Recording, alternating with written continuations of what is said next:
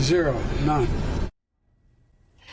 I ache for him. President Biden's sarcastic reaction when asked about Jim Jordan's bid for the speakership. Congressman Jordan lost his second vote in pursuit of the speaker's gavel, receiving just 199 votes yesterday, the first time in nearly a century that a majority party's nominee for speaker has failed to get 200 votes. So Republicans keep making history. Yeah.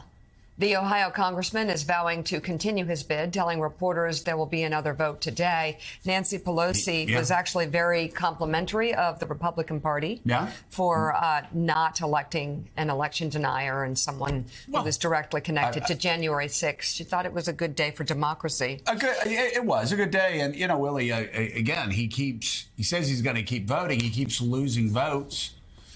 Like I said, maybe he ends up with a handful of votes, hound dog barking for him outside the chamber, but nobody else speaking out for him. What's interesting is you have a number of different factions that are now voting against him. And one thing that I particularly taking note of, some institutionalists, people that I even served with, Kay Granger, who runs the Appropriations Committee and who, of course, wants an orderly process like, we haven't really seen in Congress, in a very long time. It sounds very boring, regular order. But if you're the appropriations chairwoman, you want to see bills get through there in a way that funds the government, that funds the agencies, that do the things that Congress is expected to do. And when you have an institutionalist like Kay Granger voting against him, and other institutionalists, that's her saying, I don't think he's up to it. You guys kicked out Kevin McCarthy for this. And so it's interesting. I expect the numbers will probably grow. Yeah, that's what it sounds like. If they go to another vote today, which they're supposed to, he's going to lose more votes. We've got more Republicans on the record than voted for him yesterday, now saying they'd vote him against him. And imagine that, Joe. You have some institutionalists who actually want to get budgets through and get things done. Another thing that doesn't work is threatening and bullying Republican members whose votes you would like to get. Some of them came out publicly yesterday and said, hey, Jim Jordan and your allies, stop calling and threatening us. Stop having Fox News hosts and their producers calling and threatening us and saying you're taking names. Some members even said there have been security threats to their families because they haven't committed to vote for Jim Jordan. That doesn't work either. Let's bring in congressional investigations reporter for the Washington Post, Jackie Alemany. Jackie, good morning again on this. We're going to get another round of vote today, we think. How's it going to go for Jim Jordan? Yeah, good morning, Willie. Well, I have to say, Joe is spot on. You are seeing the institutionalists bite back, giving these hardline Republicans a taste of their own medicine. Jim Jordan has said he's going to hold another vote today. He told us that yesterday after we were anticipating a third vote yesterday afternoon, but he's been unable to get his numbers down and lock in and flip some more yeses. And we heard from a range of members across the board. People, again, in the New York delegation, these institutionalists, appropriators, a range of people who are not necessarily united by any straightforward thing, but who sort of organically developed and gravitated towards this building coalition against Jim Jordan, who have said that one, they want to get back to regular order and they don't think this is the way. And then two, they're against sort of the culture that Jim Jordan has fostered and helped facilitate during his time in Congress that has now taken over the GOP, this sort of knife-fighting, toxic, win at all costs approach that has essentially destroyed any sort of hopes of bipartisanship in the House of Representatives.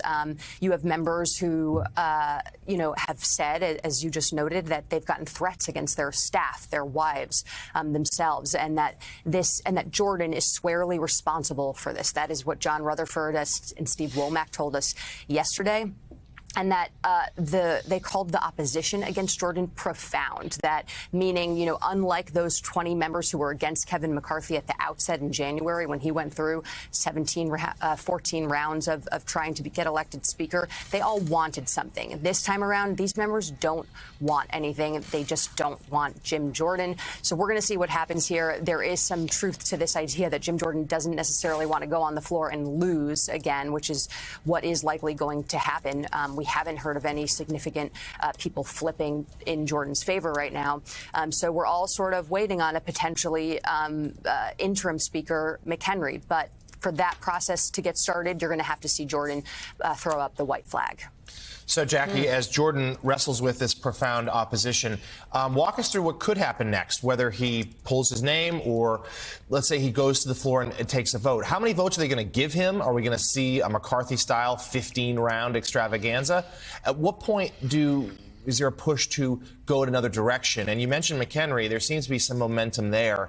How could that play out?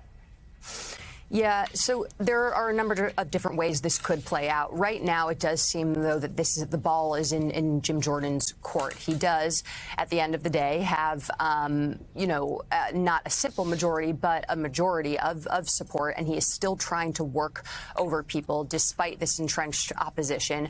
And so members are sort of waiting on him to make the call of what's going to happen next, whether that's pulling down, the race altogether, saying that he's out. He's giving up. He realizes he's not going to be speaker, or it's deferring things to this resolution that David Joyce introduced yesterday to elect temporarily Speaker McHenry into the position for about roughly 80 days to January, and kicking the can down the road to then running for speaker again, trying to, split the difference, make up some votes in the course of the next few months, and jumping back in January once McHenry's interim term expires.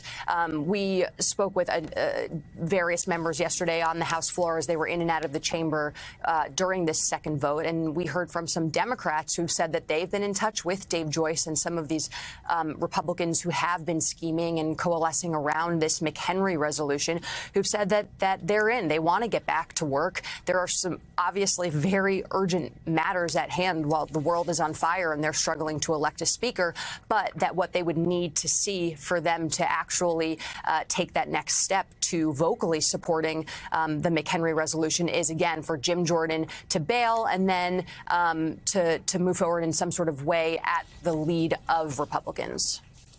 All right. The Washington Post, Jackie Alemany, as always. Thank you, Jackie. Thank you so much. Thanks, guys. Willie,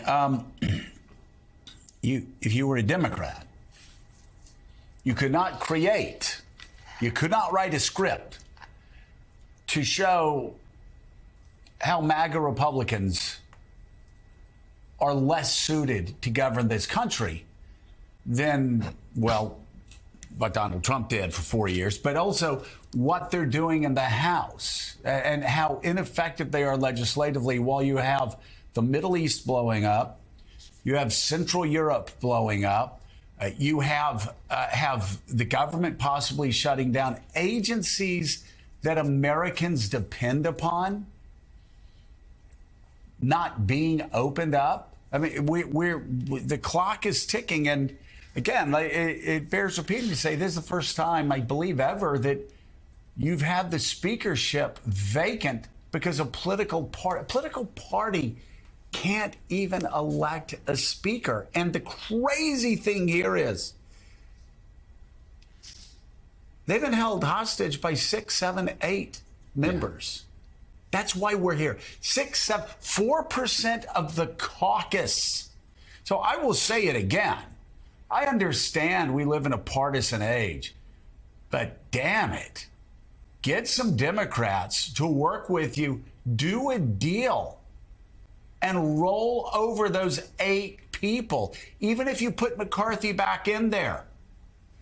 Find Democrats, do a deal, roll over these people, and send a message to everybody in the House that this is never going to happen again, that the People's House cannot be held hostage politically by 4% of a caucus.